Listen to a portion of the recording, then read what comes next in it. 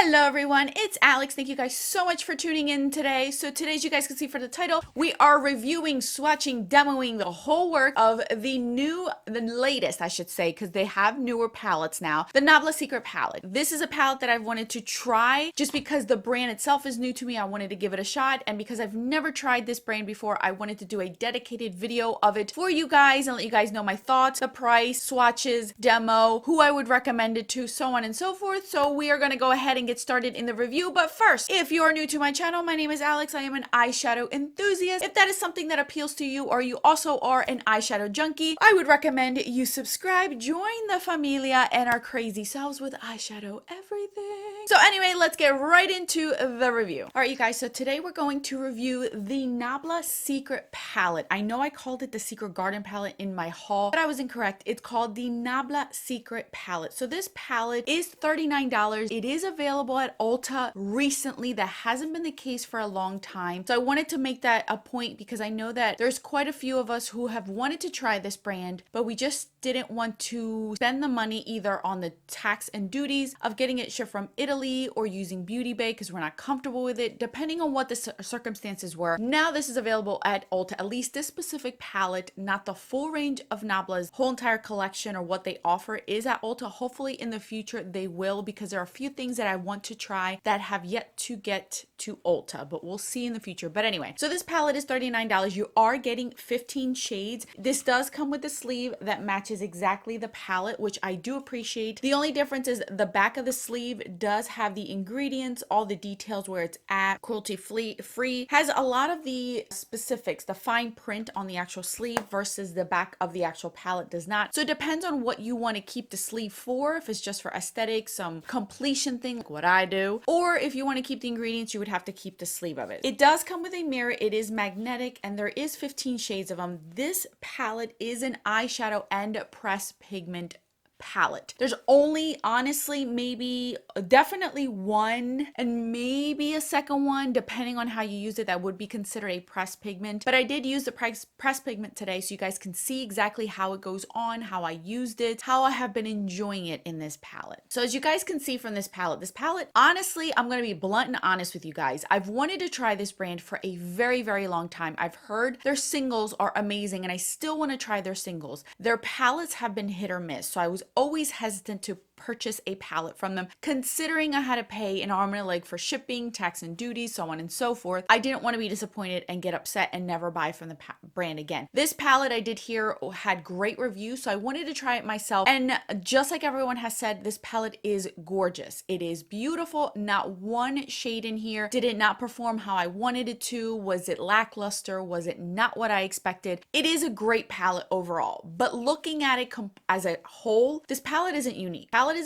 The color story is not unique. It is not something where I'm gravitated towards 100%. I did want to try this palette. I did want to try the formula. I did want to try the brand. Obviously, that is my thing, eyeshadow palettes, eyeshadow in general. So I personally wanted to try it. But I'm going to be honest with you guys. I don't feel like this is a palette that everyone needs to run out. Not that anyone needs to do anything, but you know what I mean. This isn't something where I'm saying to you guys where you are going to be wowed. You're going to find something unique. You're going to find a color story that's amazing, that's not really out there. That has nothing to do with this palette at all. It's just the quality is good. I like the color story. I'm not in love with it. It is your everyday. This is the thing. If you want an everyday palette with some colors in it to kind of change your look and have a little different variety, this is a palette that is good for it. Other than that, I don't feel like this palette is unique enough for me to rave and holler at the skies for it. It's not. But I do like the palette. It's nice. It's doable for me because I can do a blue look, a burgundy look, a neutral look with two different types of golds in them with different undertones. You get different browns, you get your typical black, and then this is the glitter pigment that I am talking to you guys. This is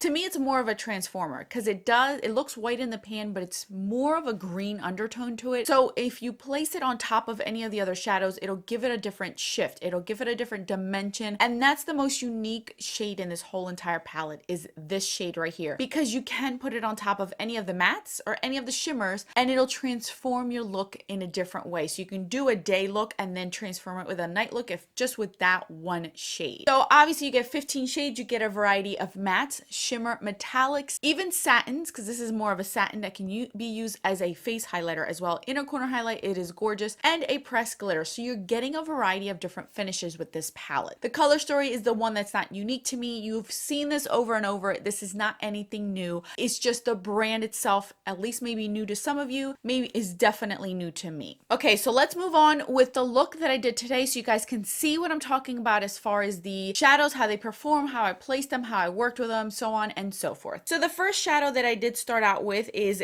Gabili, I believe. These names are Italian, so pardon me, I'm trying to work with it. So this is a matte, typical warm shade. You've seen this over and over and over. I put this on my crease. Nothing different from any other brand that I have used. Then I went ahead in with Contigo. Contigo is more of a brown with a pinky mauve red undertone to it.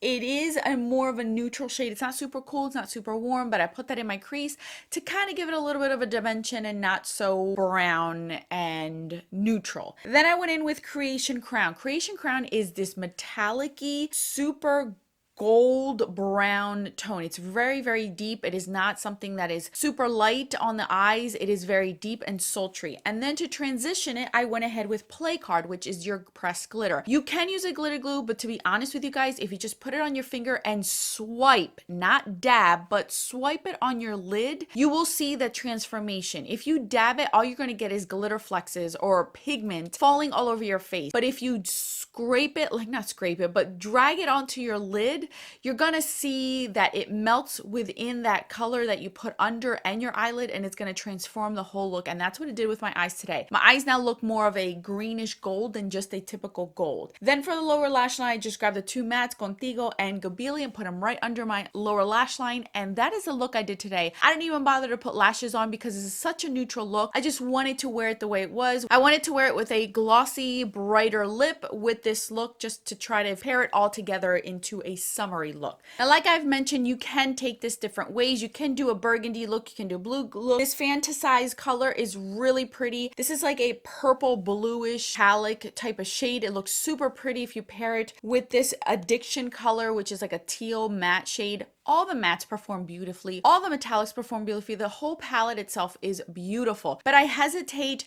to recommend the brand as a whole because I am fully aware that the brand itself has not gotten it together. They have released 6-pan palettes recently in 3 different shades, I believe 3 different color stories. And I have heard that they are also good as well as this formula in this palette. They may be transitioning and realizing and listening to us as consumers and as individuals who are trying out their products that maybe they need to change their formula in their palettes, because I have heard over and over and over their palettes are not the same from their singles. This is actually pretty good. I really like this one. If you're going to purchase this one at Ulta for $39 with a coupon code, with your points, I don't think you're going to be disappointed. You will get a lot of use out of this palette because of the fact that it is neutral with a little bit of color here and there that I feel the colors are wearable. They're not super out there. They're not neon. They're not in your face. They are wearable, colorful shades. So I think you are going to get a lot of use out of this palette if you do purchase it. It's just, is it unique? No. Is the color story unique? No. Is the formulas unique? No. Is anything nowadays unique? Most likely 99% of the time it is a no. But I did want to try this brand out and let you guys know. Those are generally my thoughts on this. I have not too much to say. It's just not something that completely wowed me, knocked my socks off. I'm happy, genuinely happy, and I don't regret purchasing this because I have tried it. To be honest with you, in the future, unless the color story is really catching my attention in this brand, I'm gonna stick with their single shadows. I'm gonna wait for their single shadows to come to Ulta to try those out, see how I like them, and maybe build my own palette with them, because I have heard not one of those single shadows has been a dud. They've all been great from so many individuals that have tried them. So that's my overall thoughts on this. You guys, let me know in the comment section if you are picking it up, wanting to pick it up, what your thoughts are on it. If you're interested in continuing your journey with me today,